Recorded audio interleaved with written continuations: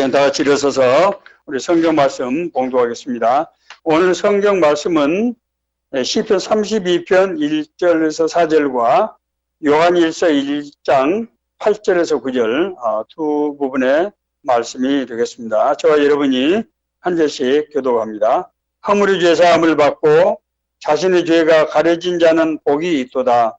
마음에 한사함이 없고 여호와께 정죄를 하지 아니하는 자는 복이 있도다. 내가 입을 열지 아니할 때 종일 신음함으로 내 뼈가 쇠하였나이다. 일본이 귀하고 나를 부수니 내 죄에 빠져서 너는 가뭄에 바람같이 되었나이다. 내가 이르기를 내 허물을 여호와께 자복하리라 하고 주께 내 죄를 아뢰고 내 죄악을 숨기지 아니하였더니 곧 주께서 내 죄악을 사하셨나이다.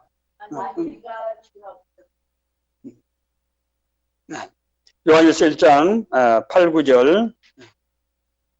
만일 우리가 죄가 없다고 말하면 스스로 속이고 진리가 우리 속에 있지 아니할 것이요 만일 우리가 우리 죄를 자백하면 그는 미쁘시고 어려워서 우리 죄를 사하시며 우리를 모든 불의에서 깨끗게 하실 것이요. 아멘. 예.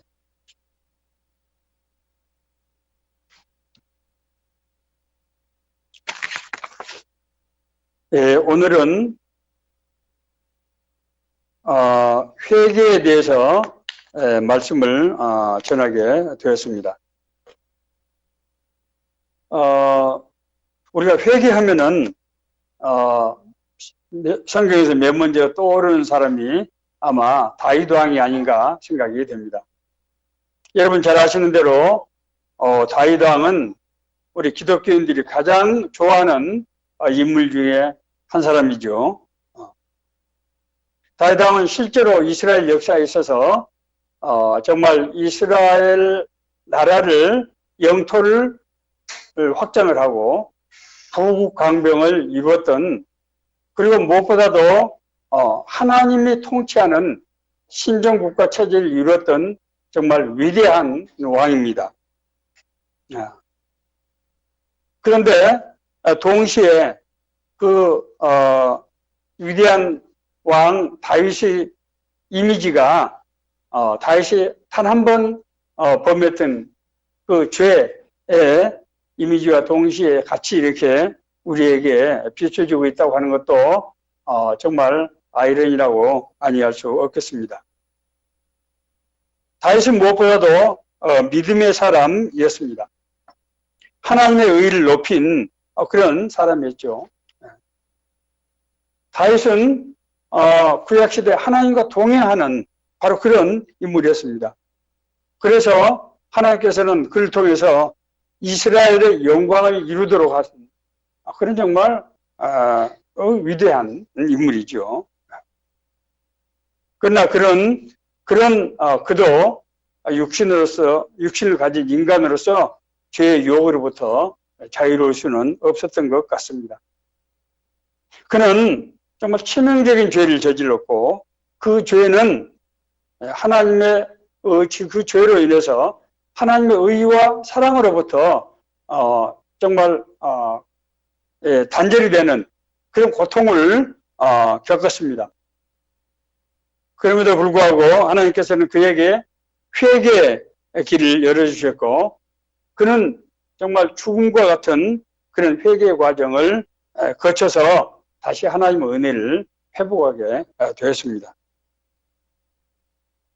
오늘 우리가 다윗의 이 범죄와 회개의 과정을 살펴보고자 하는 것은 다윗과 같은 어려운 사람, 정말 하나님과 동행했던 사람이 저지른 그 죄, 그러니까 연약한 육신을 가진 인간이 죄로부터 정말 자유로울 수 없다고 하는 것을 보여주는 그런 상징적인 예이기 때문입니다. 그럼에도 불구하고 하나님께서는 택한 자들을 그런 죄 가운데서 버려두지 아니하시고 우리에게 회개의 길을 열어주셔서 다시 하나님의 은혜를 회복하고, 어떤 의미에서 보면은 그 죄 때문에 하나님 앞에 더 가까이 나아가는 그런 반전의 기회로 하나님께서 역전시켜 주셔서 우리 택한 자들을 우리 하나님께서 보호해 주시고 은혜를 주신다고 하는 바로 그 이유 때문에 이 말씀을 이제 우리가 늘 기억을 하게 되는 것입니다. 다윗의 범죄 얘기는 이렇게 시작됩니다. 어느 날 다윗 왕이 왕궁의 옥상에서 이제 거닐고 있을 때 자기 눈에 아리따운 여인이 눈에 들어왔습니다. 그는 사람을 보내서 저 여인이 누구냐? 그랬더니 저 사람을 좀 데려오너라. 그렇게 해서 그 여인과 함께 동침하는 그런 일이 일어나게 되었습니다. 그런데 이 여인은 지금 전투가 진행되고 있는 암몬 족속과 전투가 진행되고 있는 그 전투에 참여하는 장수 우리아의 아내 바세바였던 것입니다. 문제는 그 우리아의 아내 바세바가 그로 인해서 임신을 하게 된 것입니다. 이에 깜짝 놀란 다윗은 급히 우리아를 전장에서 특별 휴가라는 이름으로 소환해서 바세바와 함께 이제 며칠 지내도록 그렇게 이제 그런 조치를 합니다. 자, 그런데 이 충직한 우리아는 자기가 지금 전쟁 중이고 자기 동료들과 군사들이 지금 목숨을 걸고 지금 싸움을 하고 있는데 내가 어떻게 휴가를 받았다고 해서 내가 편안하게 아내와 같이 집에 그렇게 보낼 수가 있겠느냐. 그렇게 해서 자기 집에 들어가지 않고 자기를 호위하고 온 병사들과 함께 성 밖에서 노숙을 몇 날 며칠 하는 것입니다.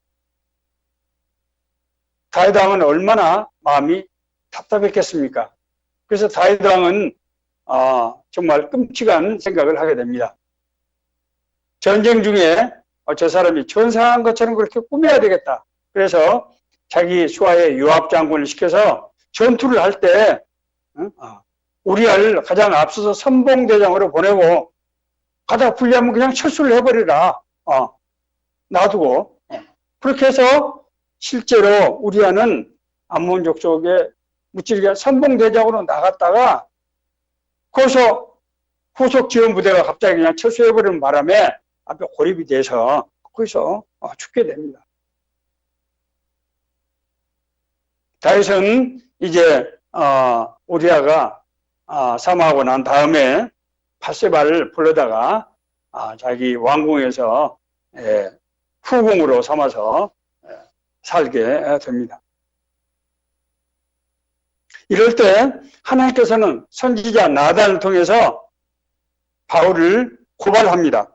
내가 너를 사울의 손에서 구원하고 이스라엘과 유다의 모든 족속을 너에게 맡겨서 너희가 왕이 되도록 그렇게 했는데 내가 어째 나를 업신여겨서 우리아를 암몬 족속에게 죽게 하고 그 아내를 빼앗았느냐라고 고발한 것입니다. 하나님께서는 칼이 내 집에서 영원토록 떠나지 않겠고 너와 내 집에 재앙을 일으키리라. 바세바에서 난 아들이 죽게 될 것이다. 라고 이렇게 무서운 징벌의 말씀을 하시고 이 징벌의 말씀은 그대로 실현이 됩니다. 다윗은 이 나단 선지자의 이 하나님께서 전하시는 말씀을 듣고 나서 옷을 찢고 금식을 하면서 통회에 자복했습니다. 오늘 우리가 읽었던 본문 시편 32편과 더 아주 긴 본문 51편은 대표적인 다윗의 회개시입니다. 그 시를 보면 다윗이 자신의 범죄에 대해서 얼마나 철저하게 애통해하고 회개했는지 하는 것들이 잘 나타나 있습니다. 다윗의 시에 나타난 회개 과정을 보면 이렇습니다. 다윗은 이 시들은 죄로 인한 고통으로부터 애통으로부터 시작하고 있습니다. 내가 입을 열지 아니할 때 종일 신음함으로 내 뼈가 쇠하였도다. 주의 손이 주야로 나를 누르시오니 내 진액이 빠져서 여름 가뭄에 마름같이 되었나이다. 우리가 마음속에 죄를 품고 있으면은 죄가 가라앉는 것이 아니고 우리 죄를 품은 우리 오장 육부가 썩어져 들어가는 것입니다. 죄는 우리 몸에 진액이 빠져서 뼈를 마르게 하고 모든 장기가 붙어서 썩어지게 그렇게 하는 거예요. 그래야 다윗은 밤잠을 자지도 못하고 낮에도 깨어있지 못하는 그런 죽음의 상태에 놓이게 됐다. 이렇게 고백을 하고 있습니다. 다윗은 자신이 감당할 수 없는 이 죄의 문제를 가지고 하나님 앞에서 부르짖을 수밖에 없었습니다. 이때 다윗의 부르짖음은 죄를 용서를 빌었다고 하는 것 하기보다는 살려달라고 그렇게 부르짖는 그런 기도였습니다. 다윗은 몇 날 며칠이고 이런 기도를 하면서 자기가 한 가지 것을 깨닫게 되었습니다. 자기가 행했던 그 범죄가 어쩌다가 실수로 한 그런 죄가 아니고 자기 안에 죄가 끊임없이 있었다고 하는 것을 깨닫게 된 것입니다. 그는 이렇게 고백합니다. 물은 나는 내 죄가를 아오니 내 죄가 항상 내 앞에 있나이다. 항상 있다는 거예요. 내가 죄악 중에서 출생하였으며 어머니가 죄 중에서 나를 잉태하였나이다. 다윗의 어머니가 죄 중에서 나를 잉태했다는 말은 다윗의 어머니가 범죄를 해서 다윗을 낳았다는 얘기 아니에요. 이미 자신의 출생 자체가 죄된 존재로 그렇게 태어났다고 하는 것입니다. 그렇기 때문에 자기가 어쩌다가 실수를 한 것이 아니고 끊임없이 자기에게 죄가 있었고 그 죄가 들끓고 있었다고 하는 것을 깨닫는 이런 존재론적인 죄성을 지금 고백하고 있는 것입니다. 저는 이때껏 자기가 하나님 앞에서 정의롭게 그리고 하나님 나라를 위해서 살기 위해서 실제로 그렇게 살아왔고 그렇게 믿어 의심치 않았는데 그날 어쩌다가 그런 광경을 보고 실수를 한 것이 아니고 그런 죄된 마음이 자기 자신에게 끊임없이 있었고 자기가 평소에는 그것을 잘 누르고 있었는데 어느 날 긴장이 풀려서 그 누르는 발이 떨어졌을 때 죄가 튀어나오고 그래서 범죄로 이어졌다고 하는 것을 깨닫게 된 것입니다. 고대 유교에서 성악설과 성선설, 죄에 관련된 인간의 성품에 대해서 두 가지 이론이 있는데 뭐 굳이 말하자면은 인간은 성악설에 가깝다고 그렇게 얘기할 수 있겠습니다. 다윗은 이 회개 과정을 통해서 자기 잘못이 그날 잘못뿐만이 아니고 자기가 늘 죄 가운데서 있는 그런 존재였다고 하는 것을 깨닫게 되었다고 하는 것입니다. 회개는 어떤 죄에 대한 회개는 우리가 죄인임을 깨닫게 된다고 하는 것입니다. 두 번째로 우리의 회개는 하나님의 자비와 긍휼을 구하는 것입니다. 다윗은 자기가 기도할 때 하나님의 자비와 긍휼을 붙잡고 살려달라고 기도했다고 그렇게 고백하고 있습니다. 하나님이여 주의 인자를 따라 내게 은혜를 베푸시며 주의 많은 긍휼을 따라 내 죄악을 지워주소서. 다윗은 자기 죄를 자백할 때 주의 자비와 긍휼에 의지해서 그렇게 기도합니다. 왜냐하면은 자기가 아무리 생각을 해도 자기 행함으로 인해서 죄를 용서받을 수 있는 근거가 없다는 거예요. 하나님의 절대적인 자비와 긍휼이 아니면은 자기 죄는 도저히 용서받을 수 없다고 하는 것을 깨닫게 된 것입니다. 뿐만 아니라 인간이 범한 모든 죄악은 그것이 누구에게 행했던 것이든 근본적으로 내 안에 있는 죄성에서 비롯된다고 하는 것을 우리가 이해할 필요가 있습니다.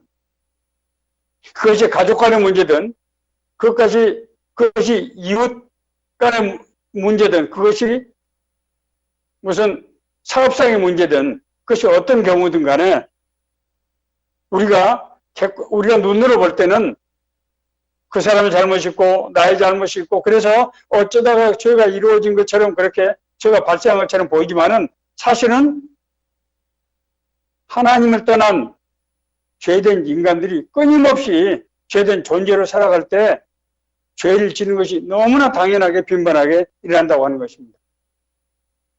그래서 이 죄의 문제를 근원적으로 해결하기 위해서는 하나님의 자비와 긍휼에 의존하지 않으면은 해결될 수가 없다고 하는 것입니다.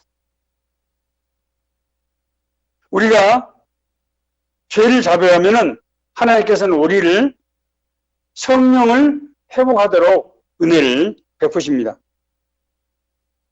죄의 용서의 궁극적인 목적은 우리의 행함이 없었던 걸로 하는 것이 아니고 우리의 안에 있는 하나님의 성품, 하나님의 형상을 회복하게 하기 위한 것입니다. 다윗이 하나님 앞에서 자기 죄의 문제로 매달릴 때 자신이 받는 징벌을 위해서 구하는 것이 아니고 하나님 앞에서 버림받는 것, 하나님께서 얼굴을 돌리시고 그래서 자기가 하나님 앞에 쫓겨나지 않도록 해달라고 기도를 한 것입니다. 다윗이 원하는 것은 하나님 내 죄를 용서해 주시고 내가 벌받지 않게 해주십시오 하는 그런 기도가 아니고 하나님 앞에 날 쫓아내지 말아 주십시오. 하나님 앞에서 내게 얼굴을 돌리지 마십시오 라는 기도였다는 거예요. 주의 얼굴을 내 죄에서 돌이키시고 내 모든 죄악을 지워주소서. 하나님이여 내 속에 정한 마음을 창조하시고 내 안에 정직한 영을 새롭게 하소서. 날 주 앞에서 쫓아내지 마시며 주의 성령을 내게서 거두지 마옵소서. 인간이 받는 가장 무서운 징벌은 우리가 잘못해서 매일 맞는 것이 아니고 하나님 앞에서 쫓겨나는 것입니다. 아담과 하와가 하나님께 불순종함으로써 하나님 앞에서 쫓겨날 때 우리가 지금 생각하는 모든 고난의 문제, 고통의 문제가 거기서부터 비롯된 거예요. 하나님을 이렇게 불순종해서 우리가 하나님을 두려워하게 되고 하나님을 무서워서 피하게 되고 숨게 되는데 그 결과 어떤 문제가 일어나는가 하면은 아담과 하와가 그 죄의 책임 문제를 가지고 서로 책임을 전가하잖아요. 하나님, 제가 먹고 싶어서 먹은 게 아니거든요. 하나님께서 나에게 붙여주신 저 여자가 먹으라고 해서 제가 먹었던 거예요. 책임을 전가하는 것입니다. 사랑의 관계가 책임을 전가하는 이런 관계로 분열된 상태로 깨어지게 된 것입니다. 아무리 우리가 일을 해도 먹고 사는데 땀을 흘리고 수고하지만은 땅은 가시를 내고 엉겅퀴를 내서 우리가 소출을 제대로 내지 못하도록 막는 거예요. 하나님께서 인간이 아름답고 편안하게 살 수 있도록 만들어준 자연이 인간을 대적하고 서로 갈등의 대립관계로 되는 것입니다. 그리고 세 번째로 인간은 자기 자신의 육신이 죽음을 맞게 되는 자기 존재적인 자기와의 분리 현상을 맞게 되는 것입니다. 이것이 인간이 하나님 앞에 쫓겨났을 때 나타난 현상이에요. 그러므로 이 하나님의 은혜 회복, 하나님께 돌아오는 이 회복이 되지 않으면은 우리가 징벌을 면제받아서 우리가 고통을 면제받는 것이 의미가 없다고 하는 것입니다. 그래서 다윗은 나를 주 앞에서 쫓아내지 마시며 주의 성령을 내게서 거두지 마옵소서라고 간절히 기도한 것을 우리가 알 수 있습니다. 자, 다윗의 회개를 통해서 우리가 발견할 수 있는 메시지는 뭘까요? 먼저는 회개는 애통함으로 하는 것이라고 하는 것입니다. 애통함이라고 하는 것은 단순히 죄된 행동에 대해서 잘못을 인정하는 것을 넘어서는 것입니다. 애통한다고 하는 것은 죄를 혐오할 뿐만 아니라 그 죄를 지은 자신의 존재를 혐오하는 것을 애통이라고 하는 것입니다. 죄를 지은 사람들은 내가 생각해도 내가 밉다. 내가 정말 왜 그날 거기를 갔는고 나 아주 내 발등을 찍어버리고 싶다. 이렇게 말하지 않습니까? 그것은 내 죄에 대한 후회가 아니고 내 존재에 대한 애통이에요. 나는 내가 정말 밉다. 내가 생각해도 내가 밉다. 내가 왜 거기를 갔을고 내가 왜 그 사람을 만났을고 자기 운명을 저주하는 애통, 존재론적인 애통입니다. 그렇게 볼 때 죄는 그 죄가 크든 작든 죄라는 관점에서 무게를 같이 인식하게 됩니다. 그 행위가 문제가 아니라는 거예요. 앞서 제가 말씀드린 대로 내가 죄인이라고 하는 것을 깨닫고 내가 그 죄된 내가 정말 미워지고 싫게 되는 것입니다. 김수환 추기경님이 쓰신 책에 고백록을 제가 좀 읽어본 적이 있습니다. 그런데 놀라운 것은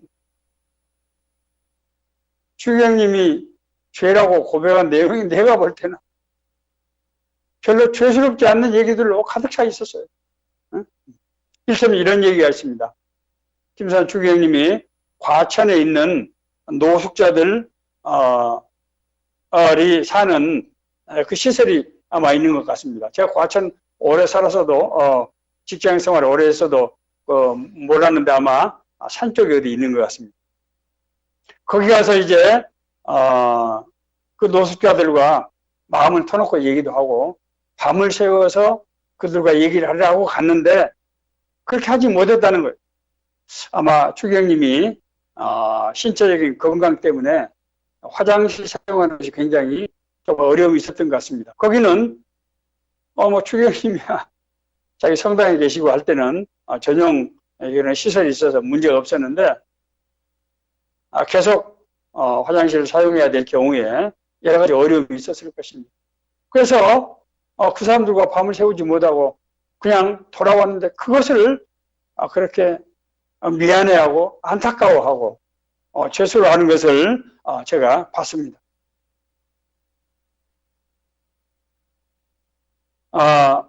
정말 죄된 애통이라고 하는 것이 우리가 무엇을 의미하는가 하는 것을 우리가 알게 하는 그런 일화라고 생각이 됩니다. 뿐만 아니라 우리가 지은 죄 중에는 무엇을 하지 않아서 지은 그런 죄도 있습니다. 자신이 마땅히 돌봐야 될 사람을 돌보지 못하는 경우, 마땅한 도리를 해야 되는데 그 도리를 하지 못하는 경우, 이런 문제에 대해서 죄성을 인정하고 돌이키는 것입니다. 자식이 죄를 지으면 어머니는 그 자식만큼이나 자식을 낳은 내가 죄다라고 탄식을 하는 것을 우리가 볼 수 있게 됩니다. 저도 우리 부모님에 대해서 여러 가지 허물이 왜 없겠습니까만 제일 제가 힘들고 정말 안타깝게 생각하는 것은 제가 우리 어머니, 아버지에게 짜장면 한 것 정말 사드리지 못했어요. 왜 그랬을까? 내가 억지로라도 모시고 가서 아버지, 저하고 짜장면 한 그릇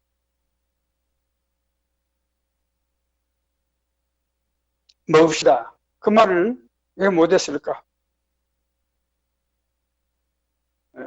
그런 자책이 듭니다. 우리가 이런 마음으로 애통할 때 우리가 이웃의 잘못, 우리가 사회의 잘못을 볼 때 먼저 내가 우리 이웃을 위해서, 사회를 위해서 행하지 못한 죄를 깨닫게 되고 돌이키게 되는 그런 계기가 된다고 하는 것입니다. 죄에 대한 애통은 죄에 대한 후회가 아니고 죄 가운데 사는 인간의 존재 자체에 대한 탄식이고 후회라고 하는 것이 애통이라고 하는 것입니다. 두 번째로 회개는 하나님 안에서 할 때 진정한 회개가 된다고 하는 것입니다. 우선 회개는 하나님이 열어주셔야만 회개가 됩니다. 우리가 사람이 나쁜 짓을 하고 잘못된 일을 하면은 후회를 할 수는 있어요. 그러나 죄를 저희가 똑똑히 자기 죄의 모습을 보게 되고 하나님 앞에서 이것이 어떤 의미를 가진 죄인지를 우리가 깨닫게 되고 그래서 하나님의 치유와 회복이 이루어지는 이 회개는 우리가 하고 싶다고 해서 되는 것이 아니라고 하는 거예요. 사실 다윗은 처음에 자기가 그런 무서운 죄를 짓고 나서도 성경에 보면 다윗이 바로 회개하지 않았어요. 하나님께서 다윗을 회개하기 위해서 선지자 나단을 보내서 다윗 앞에서 죄를 고발하게 됐을 때 그때 다윗이 비로소 죄를 회개하는 것입니다. 이것이 뭘 의미합니까? 다윗은 그 당시에 어마어마한 왕이었고 그 당시에 왕이 여자 한 사람 그 사람이 유부녀든지 무슨 미혼이든지 데려다가 그냥 같이 지내는 것은 너무나 예산 일이었기 때문에 다윗은 사실 크게 회개하지 않았어요. 그러나 선지자 나단을 보내서 그의 죄가 하나님 앞에서 범죄한 것임을 고발했을 때 다윗은 통에 잡아가면서 자기가 그 죄를 깨닫게 되고 자기 자신이 죄된 존재라고 하는 죄의 뿌리를 다윗이 이제 깨닫게 된 것입니다. 뿐만 아니라 회개는 하나님 앞에서 할 때만 온전한 치유와 회복이 일어난다고 하는 것입니다. 왜냐하면 인간의 모든 범죄는 궁극적으로 하나님으로부터 떠난 상태, 죄로부터 떠난 상태에서 비롯된 것이기 때문에 하나님으로부터 떠난 상태가 회복되지 않으면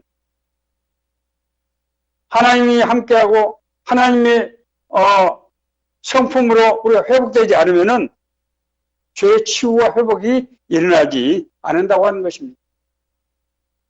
따라서 죄는 물론 당사자 간의 화해와 치유가 일어나야 되지만은 그것이 하나님 앞에서 온전한 회개로 되지 않으면은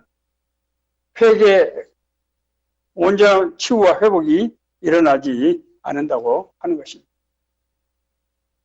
이런 문제, 이런 일을 이제 잘 성경에서 나타나고 있는 그런 얘기들이 있습니다. 바로 야곱과 에서의 화해 사건입니다. 장자권 사건을 인해서 에서의 보복을 피해서 야곱이 외삼촌 라반의 집으로 도망가지요.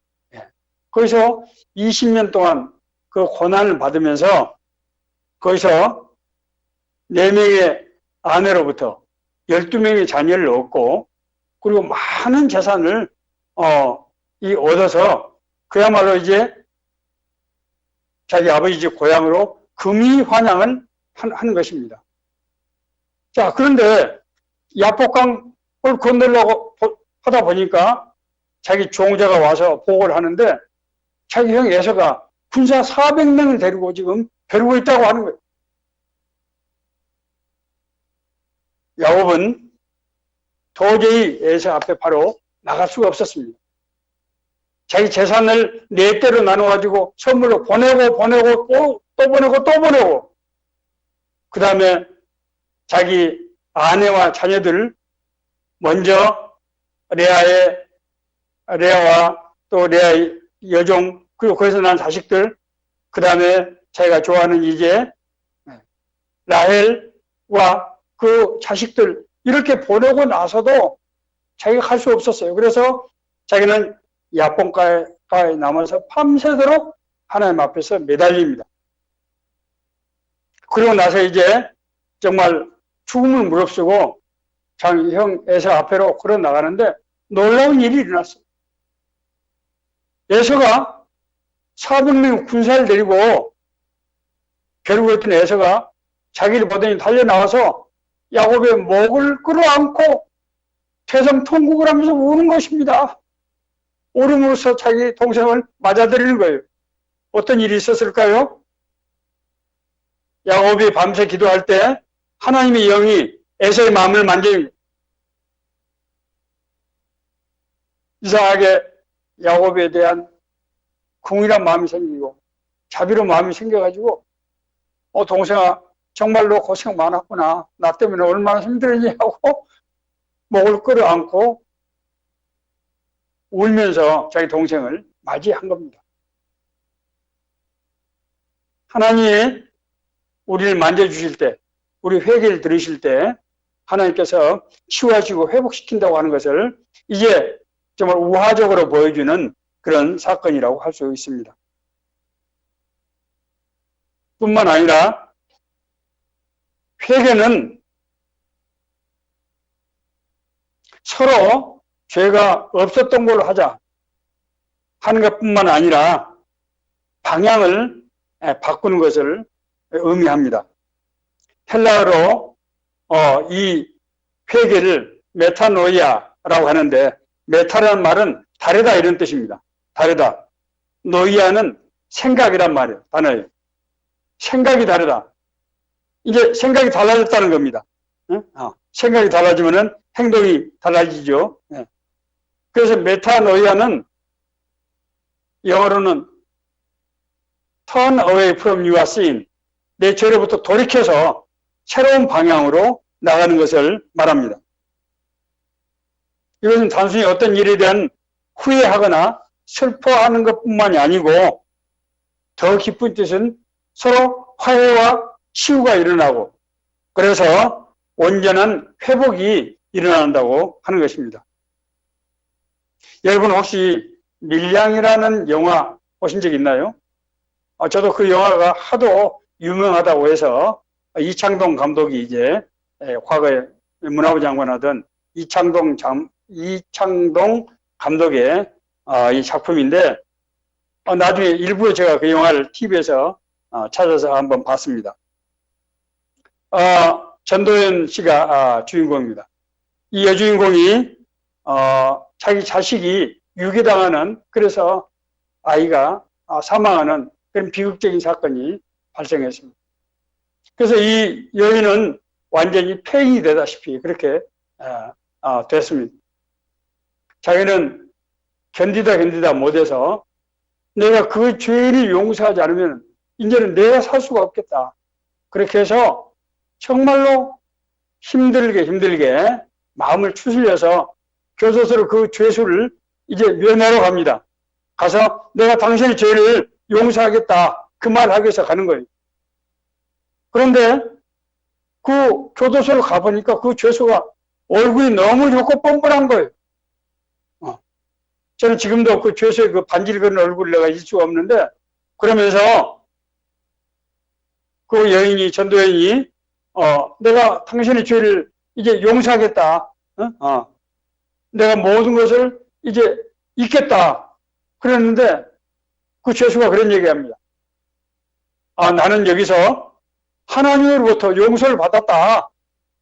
그래서 당신이 용서하지 않아도 별 문제가 없다. 이런 얘기를 합니다.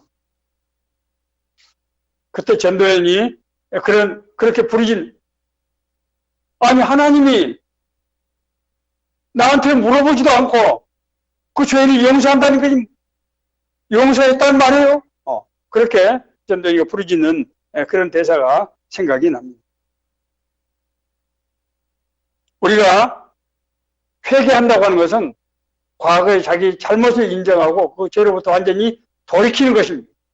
하나님 앞에서 내가 용서 받았으니까 내가 당신의 용서는 받지 않아도 된다.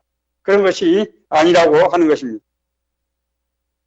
여기서 치유와 회복이라고 하는 것은 나뿐만 아니라 상대방에게도 그것이 동시에 일어나야 그것이 온전한 의미의 치유와 회복이 되는 것입니다.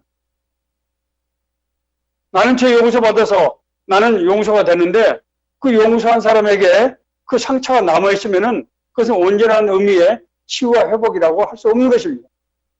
그래서 하나님 앞에서 치유된 이 치유의 역사가 나의 삶을 통해서 나타나서 그 대상자에게 그 사람의 아픔이 치유되고 고통이 치유돼서 회복이 돼야 한다고 하는 것입니다.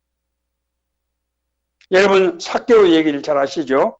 삭개오는 세무 오늘날로 말하면 세무서장에 해당되는 그런 지위에 있던 사람입니다. 그 당시에 로마의 통치를 받고 있었기 때문에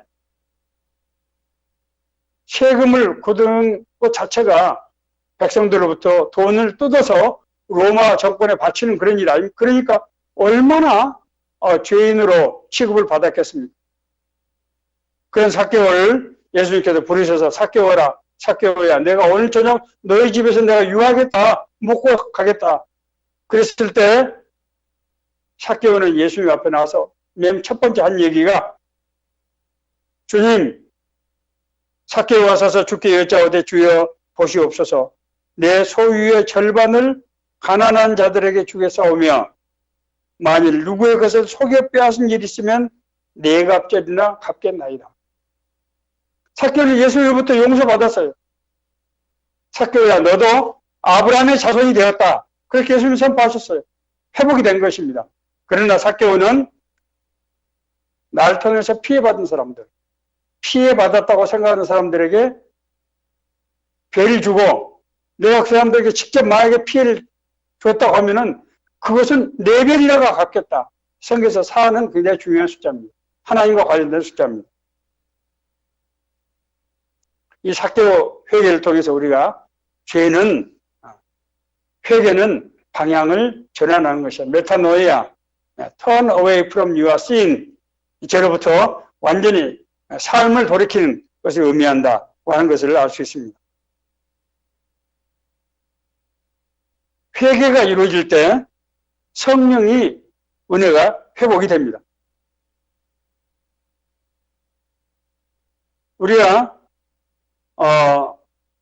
죄 문제가 드러났을 때 가슴이 찔리는 그런 우리가 경험을 하게 되는데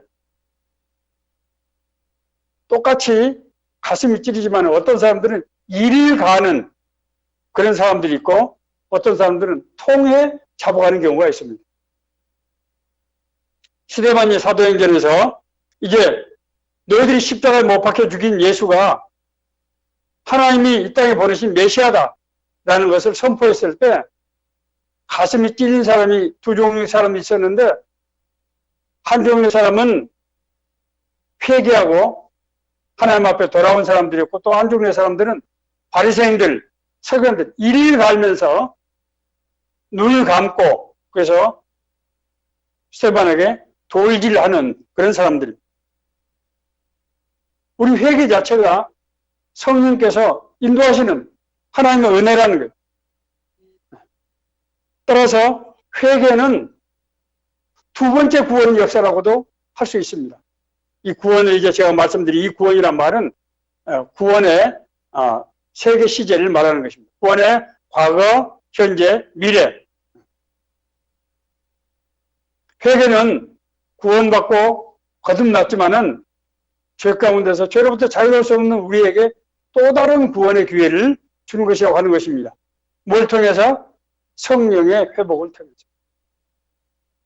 죄 가운데 있으면 우리가 하나님 앞에 기도할 수 없어요. 성령이 역사하지 않습니다. 하나님 앞에 쫓겨나는 거예요. 하나님시여 주의 인자를 따라 내게 은혜를 베푸시며 주의 많은 공의를 따라 내 죄악을 지어주소서. 내 속에 정한 마음을 창조하시고 내 안에 정직한 영을 새롭게 하소서. 나를 주 앞에서 쫓아내지 마시고 주의 성령을 거두지 마옵소서. 하나님께서 다윗의 마음에 주시는 그런 회개의 마음입니다. 다윗이 이런 회개를 구하는 기도를 했다고 하는 것은 성령께서 다윗에게 역사하셔서 그런 기도를 하게 하셨다는 것을 의미합니다. 오늘 이제 회개, 우리가 구원받았지만은 죄 가운데부터 자유로울 수 없는 우리가 어떻게 하나님의 은혜 가운데서 구원받은 삶을 살 수 있는 것인가, 하는 것을 생각할 때 이제 회개를 통해서 우리가 치유되고 회복되고 그래서 두 번째 구원의 역사가 일어난다고 제가 말씀드렸습니다. 하나님께서 택하신 사람들, 하나님께서 정말로 구원받고 건넌 사람들은 잘못을 할 때 하나님께서 회개의 길로 우리를 인도하신다는 거예요. 인간의 실패가 하나님의 실패로 이어지지 않습니다. 하나님께서 한번 이룬 구원은 인간들이 하나님의 구원에 불구하고 또다시 죄를 짓게 되는 그런 죄로부터 완전히 자유롭게 되지 못하지만은 그런 인간의 실패가 하나님의 원래 구원 그 계획을 무산시키는 것은 아니라고 하는 것입니다. 우리에게 회개의 마음을 주세요. 하나님께서 우리에게 회개 사인을 주십니다. 그 회개 사인은 때로는 건강 문제로, 때로는 인간관계 문제로, 때로는 사업 문제로, 때로는 어떤 영적인 문제로 우리에게 사인을 주시는 거예요. 그때 우리가 어떻게 해야 됩니까? 자기 자신의 삶을 되돌아보고 내가 주님 앞에 범죄한 일이 있는가? 그 범죄가 무엇인가를 돌이켜보고 정말 가슴을 치며 옷을 찢으며 머리에 죄를 뒤집어쓰고 주님 앞에서 회개해야 한다고 하는 것입니다. 회개는 입술로 하는 것이 아니라 애통함으로 한다고 말씀드렸습니다. 애통하는 죄에 대한 행동에 대한 회개가 아니고 죄를 지은 존재에 대한 전제론적인 그런 죄성에 대한 회개라고 제가 말씀드렸습니다. 내가 어쩌다가 실수를 한 게 아니다. 내 안에 끊임없이 죄가 들끓고 있었는데 어느 날 내가 긴장이 풀려서 죄를 억누르는 그 발이 떨어질 때 죄가 일어난 것뿐이지 내가 행동으로만 옮기지 않았을 뿐이지 나는 끊임없이 죄된 생각이 내 안에서 들끓고 있고 그래서 죄로부터 자유롭지 못하다고 하는 것을 토설해내야 된다고 하는 것입니다. 그것이 애통하는 회개라고 하는 것입니다. 이 회개는 나에게서만뿐만 아니고 나로 인해서 고통을 당하고 정말 상처를 받은 이들에게 치유되고 회복이 되고 그래서 양자 간의 공이 치유되고 회복되는 역사가 있어야 된다는 거예요. 그것은 우리가 삶을 돌이키고 행동을 돌이키는 거예요.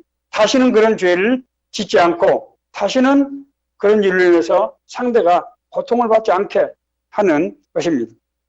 그런 점에서 회개는 나와 상대방에 있어서 완전히 이루어져야 되는데 이 완전한 회개를 이루는 것은 성령의 역사 안에서만 가능하다고 하는 것입니다.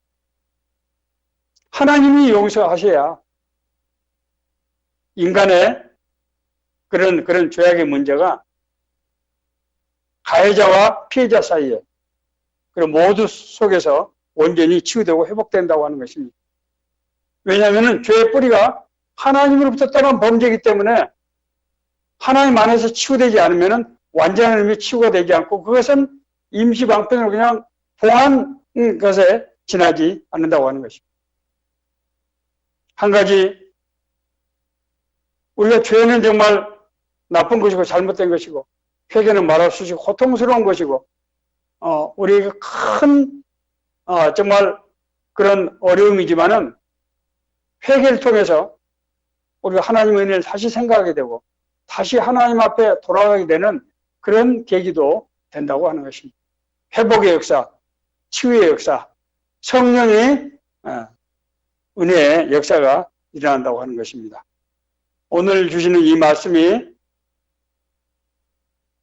우리 삶 가운데서 늘 죄악의 유혹으로부터 끊임없이 우리 안에서 일어나는 죄의 고난으로부터 우리를 자유롭게 하시고 하나님께서 더 큰 믿음으로 은혜로 인도하시는 그런 계기가 되시기를 간절히 바랍니다.